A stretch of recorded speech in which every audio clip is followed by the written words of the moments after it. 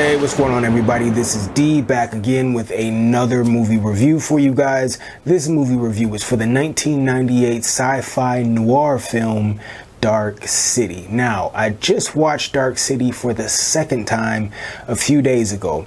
And this movie actually, it was even better the second time that I watched it. I watched it for the first time about a year ago.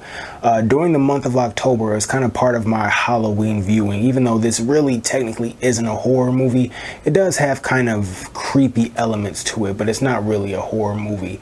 But I just decided to give this movie a watch again recently. And like I said, I liked it even better this second time. Now, what this movie is about, and I'm going to try not to really spoil anything because it is a movie that I think is best served by not really giving things away.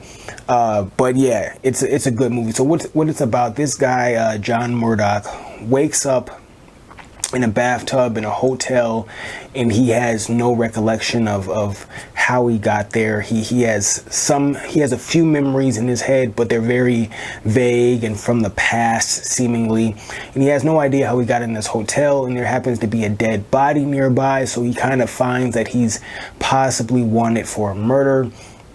He gets a phone call telling him that he should get out of the building as soon as possible, and he basically is trying to figure out how he got in this place and where he came from. His environment seems very just mysterious. There's a lot of kind of weird, unexplained things that are happening during certain times of night. Everybody in the city seems to just go to sleep in a way, just right in their tracks. They just almost pause and fall asleep for a very short period of time. And this happens pretty much every night at a certain appointed time. And speaking of night, the city is always in perpetual darkness. It seems like it's always nighttime in this particular city. I guess hence the name Dark City. So he sets out to try to find out where he came from, how he got here. And there are these kind of creepy, ominous beings called the Strangers that seem to have some sort of control over the city and over the inhabitants of the city. And I'm actually not even going to go any deeper into the plot than that because I don't want to give anything away about this movie. It's definitely worth giving it a watch yourself. Now, this movie stars, let me get his name right because I'm not real familiar with this guy, Rufus Sewell. Yeah, I've kind of recognized his face from stuff, but I don't necessarily remember him in anything beyond this movie. But he has one of those faces where it's like, I know he's been in other things, but this is the only movie I've seen him in. But a more known actor that's also in this is Kiefer Sutherland. And he plays a really interesting character in this. The way he talks is very kind of... Some people hate the way Kiefer Sutherland talks in this movie, and some people kind of like it. Personally, I kind of appreciate it because it's something different, and it is memorable as far as the movie is concerned. So I do like Kiefer Sutherland's character in this film. Also, Jennifer Connelly is in this film as well. She actually plays the somewhat love interest of John Murdoch. So I like this movie. What did I like about this movie?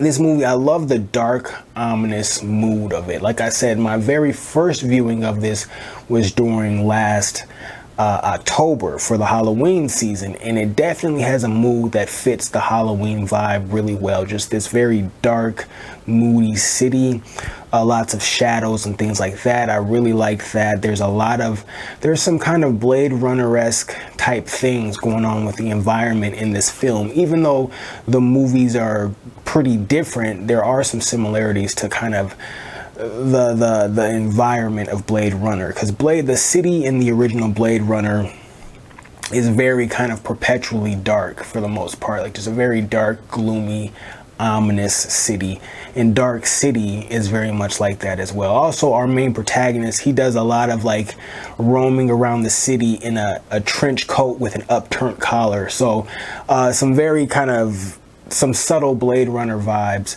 with this film. I really enjoyed that.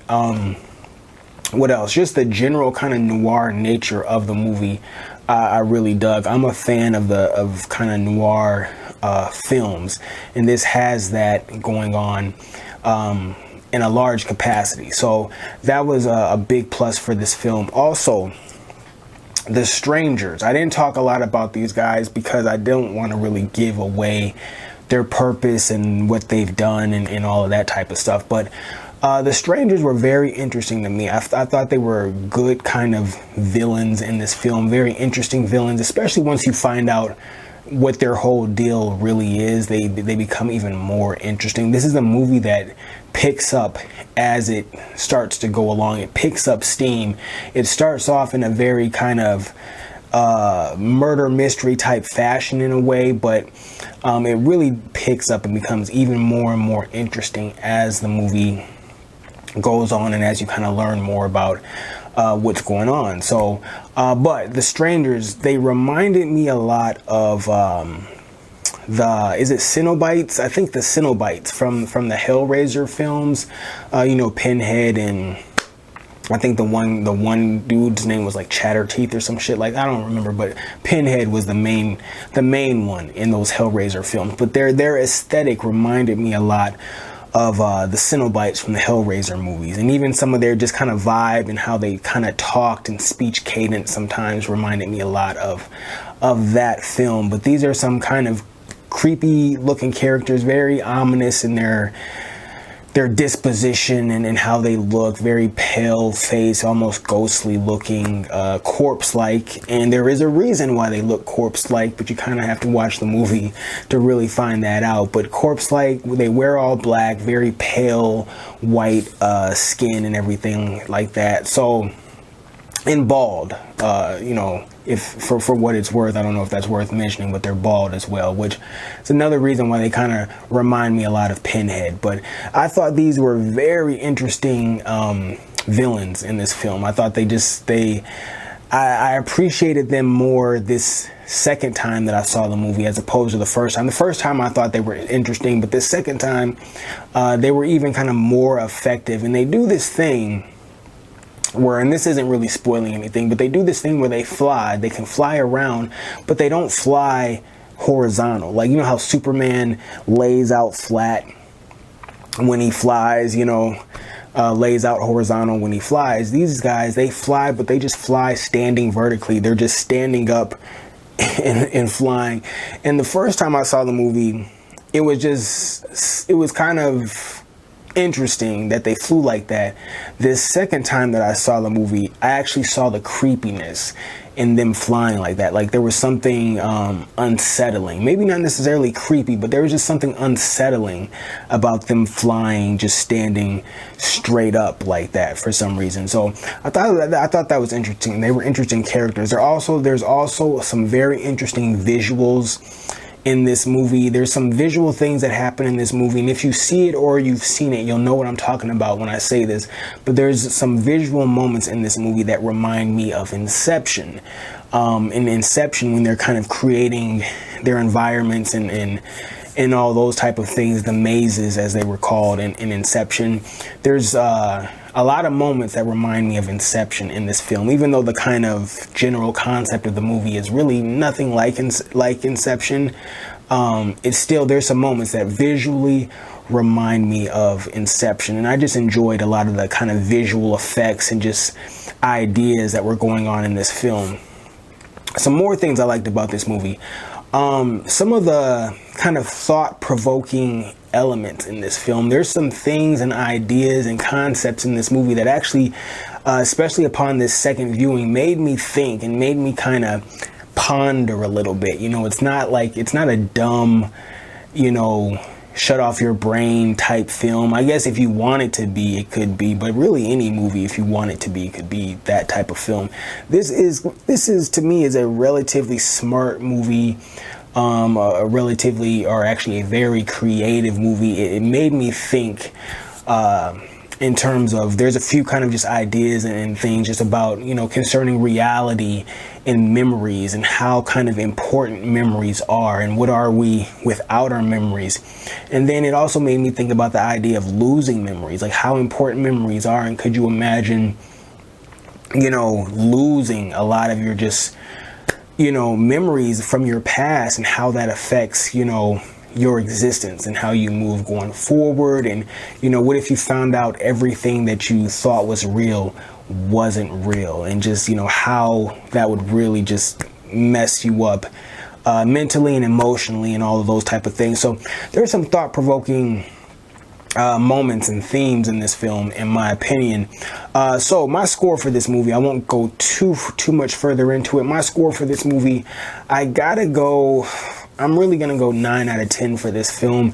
That seems like a high score, but I mean, good movies, I think, deserve high scores, and this is a good movie in my opinion. Dark City, it's very underrated. You don't necessarily hear a lot of people talking about it.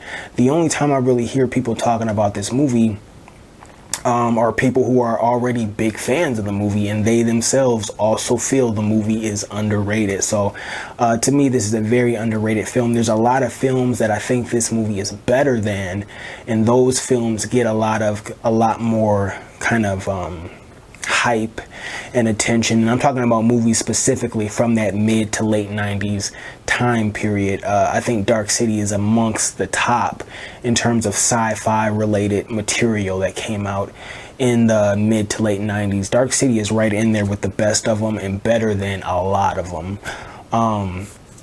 I do want to say, like, something like The Matrix, right? Like, how The Matrix is, it's a good movie. Has a lot of kind of fanfare, a lot of energy and just fandom behind that movie, especially the first one. And I do think it's kind of worthy of all of that. But I think Dark City in a way got overlooked. Like, I think there's a lot of people that were paying attention to The Matrix that I think overlooked Dark City and never really kind of gave Dark City the attention that I think it deserved. Even though, the movies aren't really that alike, but they are alike in certain ways. They also have a certain kind of similar look to a certain extent in terms of like the colors, but Matrix is a brighter film visually. Like, it seems weird to say because Matrix isn't a bright, happy, positive type film, but compared to Dark City visually, The Matrix is a much brighter film than Dark City. So just something to point out. But yeah, 9 out of 10 for Dark City. There's a lot I could say about this movie, but I'd have to venture into spoiler territory to do it, so I won't. But this is a highly recommended movie if you're a fan of noir films, if you're a fan of sci-fi noir. I definitely encourage you to check this out. There's a heavy kind of Blade Runner energy. There's just a mishmash of movies. You can get some Blade Runner type stuff. You can get some Inception type stuff. You can get some Matrix type stuff. You can get some Hellraiser type stuff out of this film. Some old school classic noir detective type stuff. Just a really good film. So 9 out of 10. For Dark City. Came out in 1998, stars Rufus Sewell, hope I'm pronouncing his name right, and Jennifer Connelly and Kiefer Sutherland, among other people. There's always other actors in movies, can't really remember everybody's name, but yeah, so check it out. Dark City, 9 out of 10. As always, until the next time, I will catch you on the next go round.